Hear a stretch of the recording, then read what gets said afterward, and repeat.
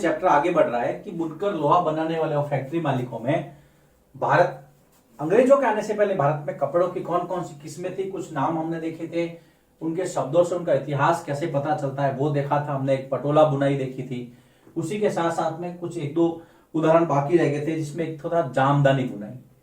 ये एक प्रकार का बारीक मलमल था। कई बार पूछ लेते कि जामदानी से आप क्या समझते हैं, तो एक प्रकार का बारीक मलमल था, मलमल का कपड़ा था, एक प्रकार का बारीक मलमल।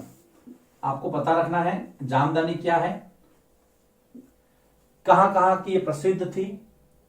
एक प्रकार का बारीक मलमल, इसका रंग सलेटी तथा सफेद अमूमन, है ना, जिसका रंग प्राय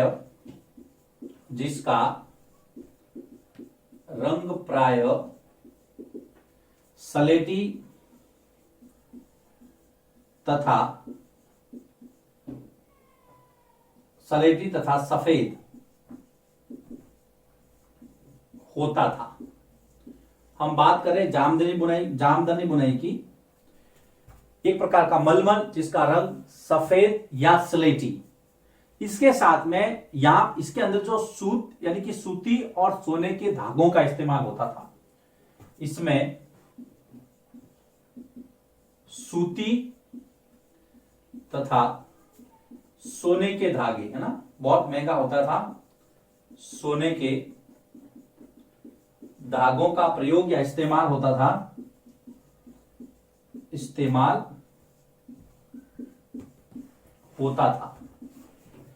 इस चीज को आप ध्यान रखेंगे। इसके जो केंद्र थे वो थे बंगाल के अंदर ढाका, जो कि वर्तमान में बांग्लादेश की राजधानी है, और उस समय का संयुक्त प्रांत, जिसको आप वर्तमान उत्तर प्रदेश कहते हैं, संयुक्त प्रांत के अंदर लखनऊ, दो जामदानी बुनाई के केंद्र थे। इसके अलावा हमने कल बंडाना देखा था, तो जो बंडाना है, हमने बंडाना देखा था जो राजस्थान और गुजरात, बांधना से निकला है। कल हमने इसके बारे में पिछले वीडियो में चर्चा की थी। अब देखिए जामदानी को एक बार फिर से देखिए, एक प्रकार का बारीक मलमल है जिसका रंग जो है कैसा है बेटा, सलेटी और सफेद। दूसरा इसकी विशेषता है कि इसमें सूती और सोने के धागों का इस्तेमाल होता था, और इसका जो केंद्र बताया था एक ढाका और एक लखनऊ। तो ये दो चीजें बाकी रह गई। तो उसके बाद में बंडाना का जो कपड़ा था, जिसको आप बांधना भी कहते हैं, राजस्थान और गुजरात इसके केंद्र थे। पटोला के लिए हमने देखा था पाटन, अहमदाबाद और सूरत, और इंडोनेशिया में इसका बहुत अच्छा बाजार था। छोटी छोटी छींट, मछलीपट्टनम, छोटी छोटी बातें और छोटे छोटे फैक्ट्स दिए होते, जरूरी याद रखना। यूरोप के बाजारों में भारत का कपड़ा किस तरह से धूम मचा रहा था, जबरदस्त तरीके से उसके पूरे मार्केट पर कब्जा कर रखा था भारत के कपड़े ने। इसलिए वहां के जो स्थानीय व्यापारी थे यूरोप के, खास करके इंग्लैंड और इस तरह के देश जो अपने आप को कपड़ा मार्केट में अच्छा समझते थे, उन्होंने वहां की सरकार से रिक्वेस्ट की। देखिए क्या हुआ, 18वीं सदी की शुरुआत में इंग्लैंड के जो ऊन और रेशम निर्माता थे, उन्होंने अपनी सरकार को कहा कि प्लीज बंद कीजिए भारत के कपड़े को, नहीं तो ये हमारे कपड़ा मार्केट को पूरा खत्म कर देगा। तो भारतीय कपड़ा यूरोप के बाजारों में तो 18वीं सदी की शुरुआत में, 18वीं सदी के प्रारंभ में इंग्लैंड के ऊन व रेशम निर्माताओं ने, रेशम निर्माता मतलब ऊन और रेशम के कपड़े के निर्माता, रेशम निर्माताओं, यहां पर मैं कपड़ा लिख देता हूं, निर्माताओं ने भारतीय कपड़े के आयात का, कहां पे आयात, इंग्लैंड में, उसका विरोध किया। इन्होंने कहा कि जो भारत का कपड़ा है वो अगर इंग्लैंड में आता है तो यहां के लोग हमारा कपड़ा तो खरीदते ही नहीं, भारत का ही कपड़ा खरीदते हैं, इसलिए इसको बंद करो। उनकी इस डिमांड को ध्यान में रख करके 1720 के अंदर, याद रखना, 1720 में एक अधिनियम पारित किया गया जिसको संयोगवश कैलिको कैट एक्ट या कैलिको अधिनियम कहा गया। कैलिको कपड़े से संबंधित था। आपने पहले हमने शब्दों में इतिहास छिपा उसमें देखा था। 1720 में एक अधिनियम बनाया गया, कैलिको एक्ट कहा गया जिसको। इसके अंदर यह था कि इंग्लैंड में जो छापेदार कपड़ा है, छींट का कपड़ा, इंग्लैंड में छींट के छापेदार सूती कपड़े के इस्तेमाल पर पाबंदी। इस कैलिको एक्ट में क्या था मैं यहां लिखता हूं। इंग्लैंड में भारतीय छींट के छापेदार सूती वस्त्र के प्रयोग पर पाबंदी।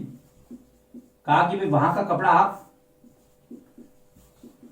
पाबंदी लगाई गई या पाबंदी लगी इस एक्ट के तहत, क्योंकि इसने बहुत परेशान कर रखा था। दूसरा, ये जो कैलिको छपाई थी, अब सरकार ने कहा कि हम खुद इसको डेवलप करेंगे, तो कैलिको छपाई उद्योग सरकार के संरक्षण में विकसित हुआ इस एक्ट में। ये पहला। दूसरा, कैलिको छपाई उद्योग इंग्लैंड की सरकार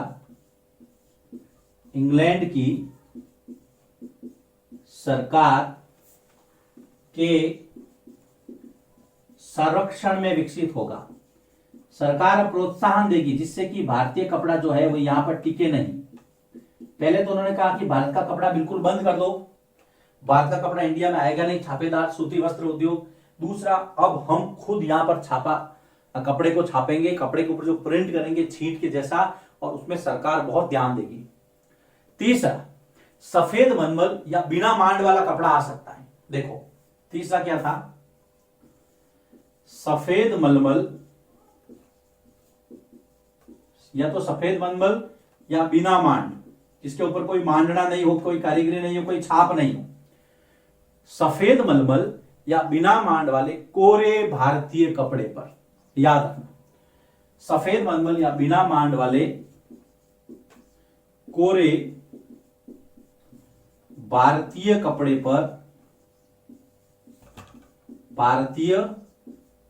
पर क्या होगा, इंग्लैंड में छपाई होगी। याद रखना, इंग्लैंड में प्रिंट होगी, छपाई होगी। ये तीसरा बिंदु है, इंग्लैंड में ही छपाई होगी। अगर कोई पूछे आपको कैलिको एक्ट क्या था, आपको 3 बिंदु याद रखने हैं।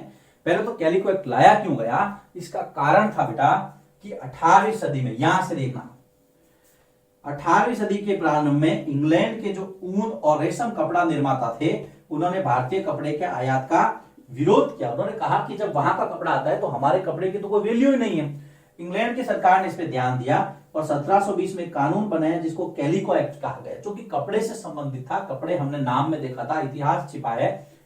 कैलिको एक्ट में क्या क्या व्यवस्थाएं थी, तो पहला कि इंग्लैंड में जो भारतीय छींट का कपड़ा, छापेदार जो प्रिंट वाला कपड़ा था, उसको बिल्कुल बंद कर दो, नहीं लाएंगे, नहीं मंगवाएंगे। दूसरा, जो कैलिको छपाई है वो सरकार खुद अपने संरक्षण में विकसित करेगी, सरकार खुद उद्योग लगाएगी, उसको प्रोत्साहन देगी, जिससे कि भारतीय कपड़े की कंपटीशन में यहां का कपड़ा ज्यादा डेवलप हो पाए। तीसरा, भारत से कपड़ा तो आएगा लेकिन व्हाइट आएगा, बिल्कुल उसके ऊपर कोई मांडना नहीं होगा, कोई मांड नहीं होगी, कोई छापा नहीं होगा, कोई प्रिंट नहीं होगी, कोई कलाकारी नहीं होगी। उस समय कोरे भारतीय कपड़े पर इंग्लैंड में ही छपाई होगी। ये तीसरा बिंदु। कैलिको एक्ट क्या था, उसकी धाराएं, क्यों लाया गया, उसका कारण, जामदानी बुनाई क्या थी, 2 मुख्य केंद्र, बंडाना के 2 केंद्र, राजस्थान और गुजरात। यह आपको ध्यान में रखना है। इस बोर्ड वर्क में हम पढ़ रहे हैं यूरोप के बाजारों में भारतीय कपड़ा।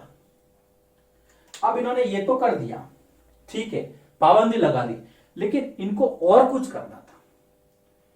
और क्या परिस्थितियां हुई यूरोप में, इंग्लैंड में, कि भारत का कपड़ा जिसका इतना गौरव था, धीरे धीरे करके इंग्लैंड, यूरोप और अफ्रीका, मतलब यूरोप, अफ्रीका और अमेरिका, इनके बाजारों से बाहर जाने लगा।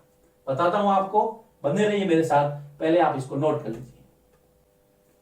कैलिको जैसे अधिनियम बनाने के बाद में, जो कैलिको एक्ट 1720 में बनाया गया था, उसके बाद में इंग्लैंड के अंदर देखिए किस तरह से परिस्थितियां बदली। कुछ ऐसे आविष्कार भी हुए जिसने इंग्लैंड को बहुत सपोर्ट किया। जैसे 1764 में जॉन के ने, याद रखना ये नाम, 1764 में जॉन के ने स्पिनिंग जेनी का आविष्कार किया।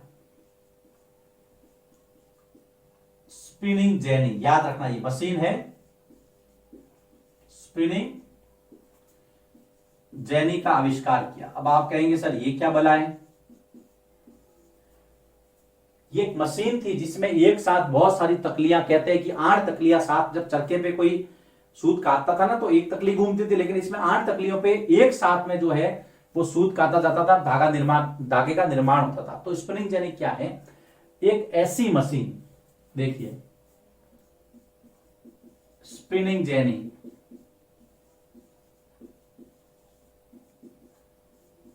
एक ऐसी मशीन, एक ऐसी मशीन जिसमें एक साथ अनेक तकलियों पर काम होता था। एक साथ कामगार अनेक तकलियों पर काम, जिसमें एक साथ अनेक तकलियों पर एक व्यक्ति द्वारा या एक कामगार द्वारा, एक व्यक्ति द्वारा काम होता था। कहते हैं एक साथ 8 तकलियां घूमती थी तो 8 धागे एक साथ बनते थे। पहिए के साथ में सारी तकलियां घूमती थी, है ना? तो इसमें जो पहिया लगा था, पहिए के साथ सारी तकलियां, पहिए के साथ सारी तकलियां घूमती थी। स्पिनिंग जेनी क्या है? आ जाए तो आपको यह लिखना है, आविष्कार करने वाला जॉन के, और जो टाइम है 1764। ये स्पिनिंग जेनी, याद रखना इसको, ये वाला आपको नोट करना है। नोटबुक आपके पास है, नोट्स बना रहे हैं। उसके बाद में 1786 के अंदर रिचर्ड आर्कराइट ने वास्प इंजन का आविष्कार किया, भाप से चलने वाला इंजन, जिसने सभी मशीनों की स्पीड बढ़ा दी। 1786, 1786 में रिचर्ड आर्कराइट, 1786 में रिचर्ड आर्कराइट ने वास्प इंजन का आविष्कार किया। वास्प इंजन का आविष्कार, इसने सारी मशीनों की जो काम करने की जो स्पीड है वो बढ़ा दी। अब कम कीमत पर ज्यादा कपड़ा मशीनों के द्वारा तैयार होने लगा। इसका ये फायदा हुआ, कम कीमत पर अधिक कपड़ा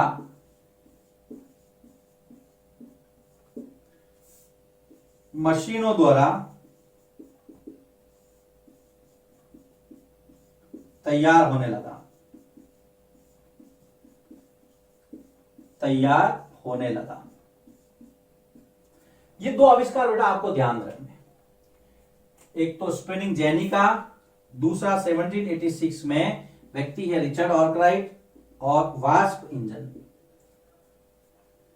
आविष्कार हो गया। आविष्कार से स्पीड बढ़ी काम की। कैलिको एक्ट ने पहले ही वहां की जो इंडस्ट्री थी उसको बूस्ट कर दिया था, उसको एक बहुत अच्छा सपोर्ट दिया था। अब हम वापस भारत की ओर लौटते हैं, देखते हैं भारत में कपड़े का काम करते कौन थे। तो भारत में कपड़े का काम एक जाति विशेष द्वारा किया जाता था, जिसको हम कहते हैं वीवर्स या बुनकर। तो अभी ये जो टॉपिक है कि बुनकर कौन थे, बुनकर, आप ये नया हेडिंग डाल दीजिए। अब चैप्टर यहां से थोड़ा सा टर्न ले रहा है। ये बुनाई का काम करने वाले जो समुदाय थे, वो जो कारीगर थे, वो बुनकर कहलाते थे। कपड़े की बुनाई, बुनाई का काम करने वाले, बुनाई का काम करने वाले जो समुदाय थे, उसके अंदर जो कारीगर थे वो बुनकर कहलाए। बुनकर कौन थे? बुने का काम करने वाले समुदाय के कारीगर। अलग अलग जगह पे अलग अलग जातियां थी, कुछ लिस्ट बना लेते हैं हम। जैसे कि बंगाल के अंदर, बंगाल में जो बुनकर थे वो तांती समुदाय के थे, तो तांती बुनकर थे बंगाल के अंदर। आप एक सूची बना लेना, जैसे जैसे मैं लिख रहा हूं। बंगाल के तांती, उत्तर भारत के जुलाहे या मोमीन, उत्तर भारत में जुलाहे तथा मोमीन, ये भी बुनकरों के समुदाय थे। दक्षिण भारत में साले, केकोलार, देवांग, मैं यहां पे लिखता हूं दक्षिण भारत में देखिए साले, केकोलार तथा देवांग समुदाय, ये सारे बुनकरों की जातियां थी। ये बुनकर क्या करते थे? कपड़ा बनाते थे। तो देखिए हमने क्या क्या देखा। कुछ दोनों आविष्कार 100% याद रखना, इसमें से एक तो आता ही आता एग्जाम में। स्पेलिंग यानी क्या था, फिर हमने एक नया टॉपिक शुरू किया, बुनकर कौन थे। तो बुनाई का काम करने वाले जो समुदाय के कारीगर है वो बुनकर कहलाते थे। अब एक सूची बनाई कि जैसे बंगाल के अंदर तांती समुदाय रहता था, उत्तर भारत में जुलाहे और मोमीन, फिर दक्षिण भारत के अंदर कौन थे कि भाई साले, केकोलार और देवांग समुदाय। ये बुनकर वाला टॉपिक हमने शुरू किया है। अब हम देखते हैं कि कपड़ा बनाने वाले जो बुनकर हैं वो कैसे काम करते थे और उनके काम के ऊपर यूरोप से अर्थात इंग्लैंड से ऐसा क्या हुआ कि वो धीरे धीरे बेरोजगार होते गए। सब जानेंगे हम। पहले आप इसको लिखिए, फिर मैं आगे बढ़ाता हूं। बुनकर कौन थे, उसके बाद में हम इस चैप्टर को आगे बढ़ा रहे हैं। टॉपिक आगे बढ़ रहा है कि कपड़ा निर्माण के चरण, अर्थात कपड़ा कैसे तैयार किया जाता। तो सबसे पहला जो चरण था वो था सूत काटना।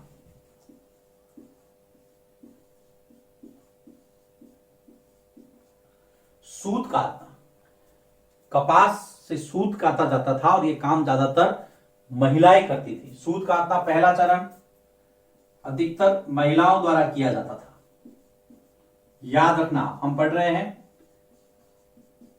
कपड़ा तैयार कैसे किया जाता था।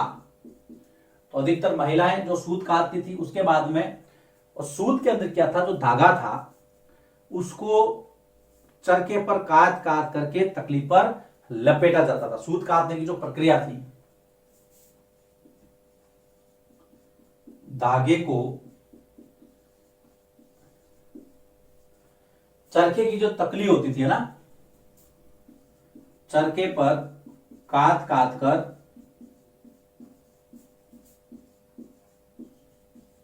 तकली पर लपेटा जाता था। यह काम ज्यादातर महिलाएं करती थी। फिर हम बात करते हैं दूसरे चरण की। सूत काट लिया, उसके बाद में जो धागा बना है उससे आपको कपड़ा बुनना है, तो हम दूसरा कहेंगे बुनाई। तो धागे से कपड़ा बुनना अधिकांश पुरुष द्वारा, दूसरा चरण था बुनाई का। धागे से कपड़ा बुनना, और यह काम अधिकतर पुरुष करते थे, जेंट्स। कपड़े बुनने का काम पुरुष बुनकरों द्वारा किया जाता था, जबकि सूत काटने का काम ज्यादातर महिलाएं करती थी। उसके बाद में आपने सूत काट दिया, कपड़ा बुन दिया, उसके बाद उसकी रंगाई होती थी। धागा या कपड़े को रंगने का काम रंगरेज जाति द्वारा किया जाता था। रंगाई, ये देखिए रंगाई, कपड़ा या तो कपड़े को रंगना है या पहले आप धागे को ही रंग दो, तो जो नया कपड़ा बनेगा वो उसी धागे के कलर का बनेगा। तो कपड़े या धागे को रंगने का काम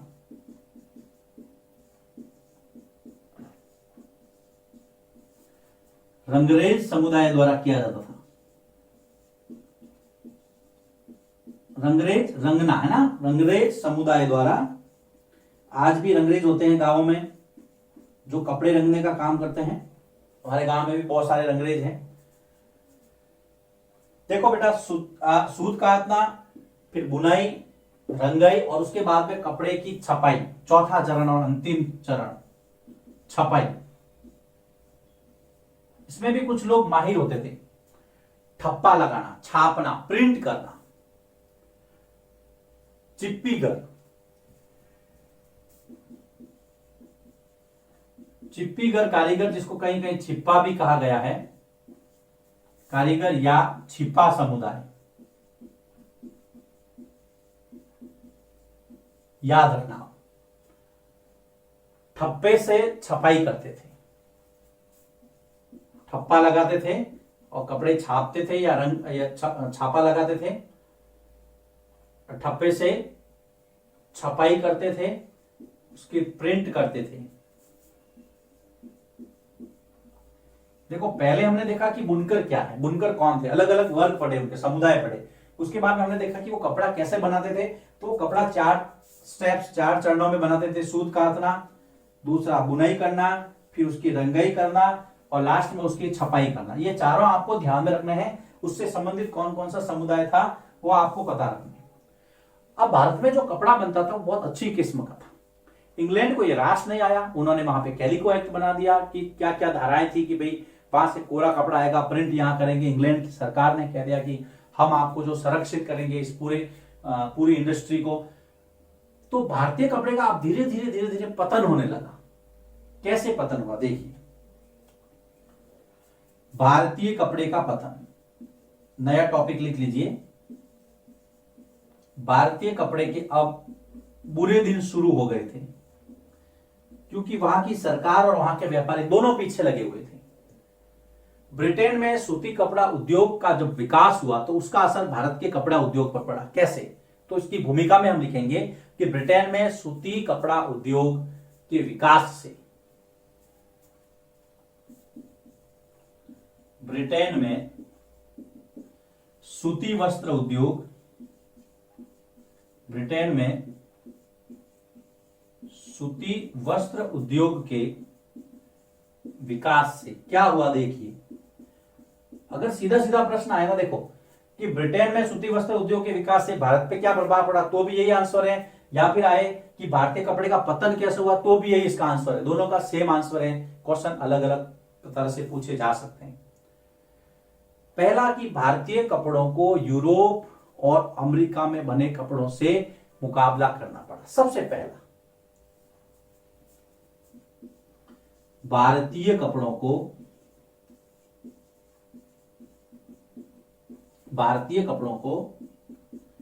यूरोप और अमेरिका में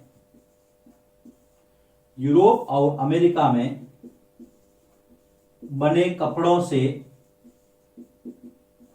मुकाबला करना पड़ा। सबसे पहला बिंदु बहुत सरल है, मुकाबला करना पड़ा। सबसे पहली बात भाई, प्रश्न यह है कि इंग्लैंड में सूती वस्त्र उद्योग का विकास, डेवलपमेंट हुआ तो भारत पे क्या प्रभाव पड़ा। तो सबसे पहला यही है कि भारत का जो कपड़ा था उसको यूरोप और अमेरिका के कपड़ों से अब मुकाबला करना था। अब मैं दूसरे बिंदु पर आता हूं। पहले आप इसको लिखिए, फिर हम आगे बढ़ते हैं। भारतीय कपड़े पर जो दूसरा बुरा प्रभाव पड़ा, खराब प्रभाव, भारत से इंग्लैंड को कपड़ा निर्यात करना मुश्किल हो, बेचना मुश्किल हो रहा था। वजह आपको एक तो कैलिको एक्ट पता ही है। भारत से इंग्लैंड को कपड़ा निर्यात अर्थात कपड़ा बेचना, कपड़ा निर्यात मुश्किल हो रहा था, क्योंकि इंग्लैंड की सरकार ने, मुश्किल हो रहा था क्योंकि इंग्लैंड की सरकार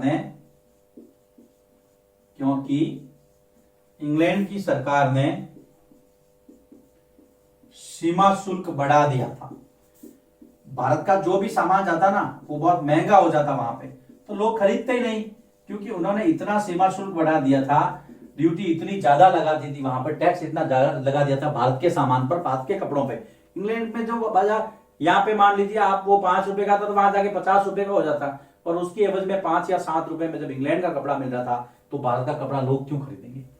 एक सोची समझी चाल के द्वारा भारत के कपड़े को वहां से बाहर किया जा रहा था। अब देखिए तीसरी मुसीबत, तीसरा प्रभाव क्या पड़ा?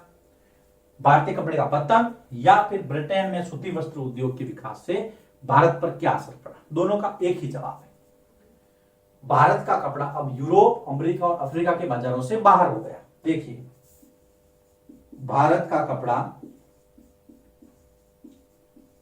अब यूरोप से, यूरोप, अमेरिका तथा अफ्रीका के बाजारों से बाहर हो गया। जो इतना अच्छा कपड़ा था वो अब बाजारों से बाहर हो रहा था, बाजारों से। ये तीसरा प्रभाव पड़ा, खराब प्रभाव कह सकते हैं। चौथा, यूरोपीय कंपनियों ने भारतीय माल खरीदना बंद कर दिया। देखिए, जब इस तरह से होगा तो चौथा, यूरोपीय कंपनियों ने